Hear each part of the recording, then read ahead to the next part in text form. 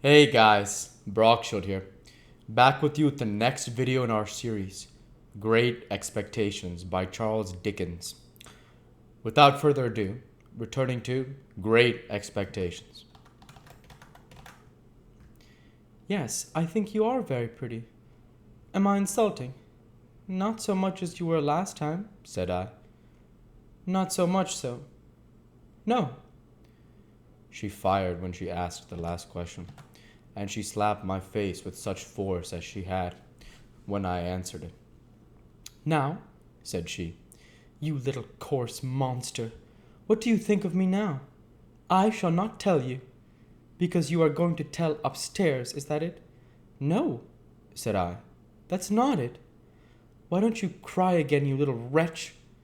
Because I'll never cry again for you, said I.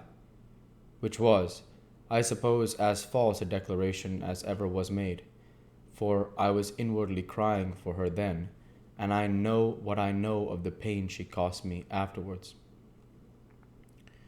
We went on our way upstairs after this episode, and as we were going down, we met a gentleman groping his way down. Whom have we here? Asked the gentleman, stopping and looking at me. A boy, said Estella. He was a burly man of an exceedingly dark complexion, with an exceedingly large head and a corresponding large hand. He took my chin in his large hand and returned up my face to have a look at me by the light of the candle. He was prematurely bald on the top of his head, and had bushy black eyebrows that wouldn't lie down but stood up bristling. His eyes were set very deep in his head, and were disagreeably sharp and suspicious. He had a large watch chain and strong black dots where his beard and whiskers would have been if he had let them. He was nothing to me, and I could have had no foresight then that he ever would be anything to me. But it happened that I had this opportunity of observing him well. Boy of the neighborhood? Hey, said he. Yes, sir, said I. How do you come here? Miss Havisham sent for me, sir, I explained. Well, behave yourself. I have a pretty large experience of boys, and you're a bad set of fellows. Now mind, said he, biting the side of his great forefinger as he frowned at me. You behave yourself. With those words he released me, which I was glad of, for his hand smelt of scented soap, and went his way downstairs. Whether he could be a doctor, I wondered whether he could be a doctor. But no, I thought, he couldn't be a doctor, or he would have a quieter and more persuasive manner. There was not much time to consider the subject, for we were soon in Miss Havisham's room, where she and everything else were just as I had left them. Estella left me standing near the door, and I stood there until Miss Havisham cast her eyes upon me from the dressing table. So, she said, without being startled or surprised, the days have worn away, have they? Yes, ma'am. Today is... There, with the impatient movement of her fingers. I don't want to know. Are you ready to play? I was obliged to answer in some confusion. I don't think I am, ma'am. Not at cards again, she demanded with a searching look. Yes, ma'am, I could do that, if I was wanted. Since this house strikes you old and grave, boy, said Miss Havisham impatiently, and you are unwilling to play, are you willing to work? I could answer this inquiry with a better heart than I had been able to find for the other question, and I said I was quite willing. Then go into that opposite room, said she, pointing at the door behind me with her withered hand, and wait there till I come. I crossed the staircase landing and entered the room she indicated. From that room, too, the daylight was completely excluded, and it had an airless smell that was oppressive. A fire had been lately kindled in the damp old-fashioned grate, and it was more disposed to go out than to burn up, and the reluctant smoke which hung in the room seemed colder than the clear air, like our own marsh mist. Certain wintry branches of candles on the high chimney piece faintly lighted the chamber, or it would be more expressive to say, faintly troubled its darkness. It was spacious, and I dare say had once been handsome, but every discernible thing in it was covered with dust and mold, and dropping to pieces.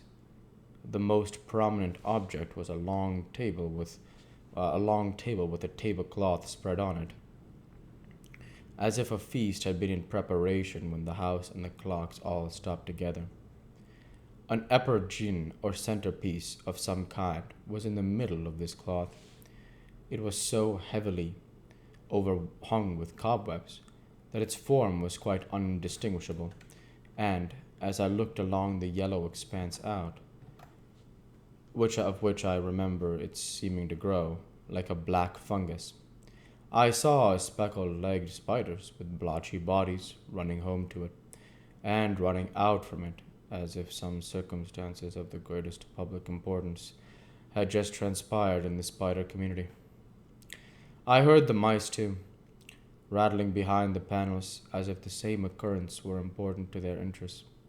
But the black beetles took no notice of the agitation, and groped about the hearth in a ponderous elderly way, as if they were short-sighted and hard of hearing, and not on terms with one another. These crawling things had fascinated my attention, and I was watching them from a distance, when Miss Havisham laid a hand upon my shoulder. In her other hand she had a crutch-headed stick, on which she leaned, and she looked like the witch of the place. "This," said she, pointing to the long table with her stick, "is where I will be laid when I am dead. They shall come and look at me here." With some vague misgiving that she might get upon the table then and there and die at once, the complete realization of the ghastly waxwork at the fair, I shrank under her touch. "What do you think that is?" she asked me, again pointing with her stick. "That, where those cobwebs are."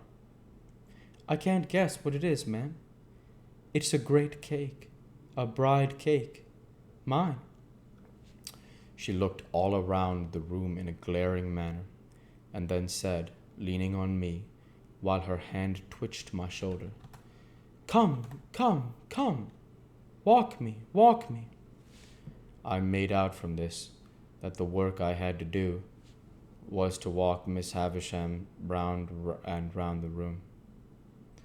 Accordingly, I started at once, and she leaned upon my shoulder, and we went away at a pace that might have been an imitation, founded on my first impulse under that roof, of Mr. Pumblechook's chaise cart.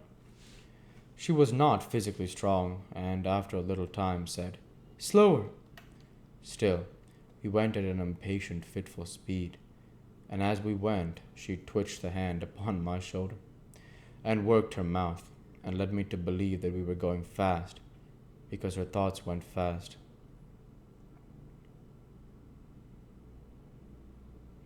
After a while, she said, "Call Estella."